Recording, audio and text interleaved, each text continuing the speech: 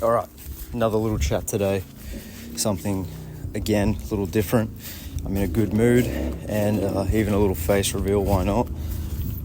So today I want to talk about my experiences with cutting weight and bodybuilding. Hell yeah. It's a recurring topic in the writing because a lot of my life and passion revolves around it. So I wanted to bring to light some new revelations I've had based on the comparison between this cut and my last cut. So during my last cut, I found that I was having intense cravings, and it was making life in general quite hard. I was very snappy, and although I could look at myself in the mirror and objectively feel proud and accomplished with what was there, I think my actual subjective enjoyment of the state was severely compromised by just how terrible I felt. And this time was not like that. This time I've gotten down to just as low, if not even lower of a body fat percentage, and my spirits have remained generally quite high during the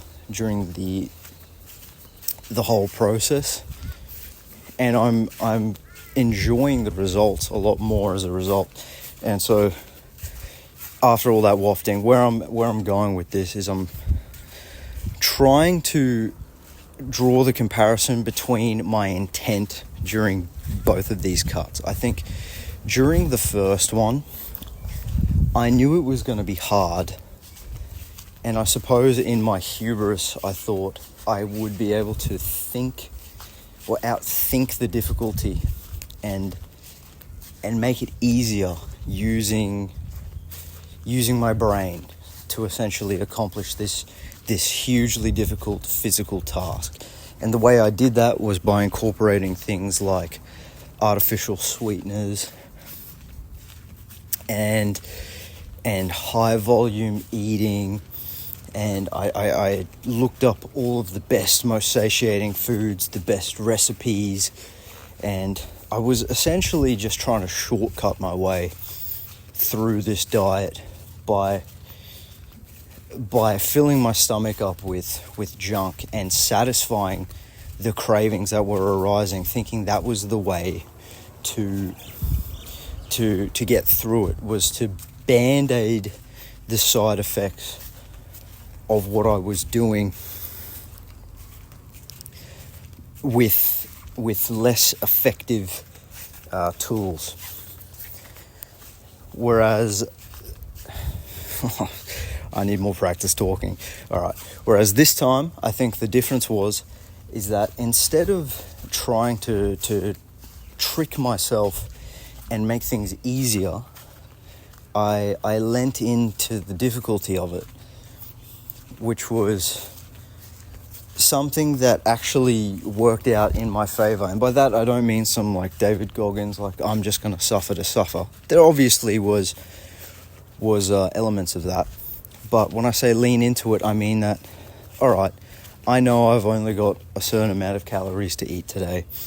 I'm going to make them the most pure whole foods that I can. I'm going to fuel my body with actually what it needs. And although the quantities aren't going to be as high, what I found ended up happening was that all of those cravings, all of those mood swings just didn't occur this time. It's almost like my body had exactly what it needed, funnily enough, by eating the right types of foods in lesser quantities, even though my stomach was objectively, physically less full of bloat and filler to give myself the illusion of satisfaction. The actual, what I'm going to assume are the macros and micros of what I was eating did the trick. And of course, I still I still had periods of fasting. I still had periods every day where I was tired and I was hungry, and that's par for the course. And as a whole, I felt a lot better this time. So I think the general point I'm trying to make today is sometimes things are meant to be difficult in the way that they are difficult. Not everything is going to have a workaround. Not everything can be thought out of. You can't think your way or trick your way out of every difficult scenario. Sometimes the way forward is as simple as the way forward. If you want to lose weight, eat less. Don't eat more badly. That is stupid. I don't really know how clear this talk was. I'm obviously outside stepping in the sun right now, getting my daily cardio in, but I think it was something important, and I wanted to share it, at least for myself to listen back to.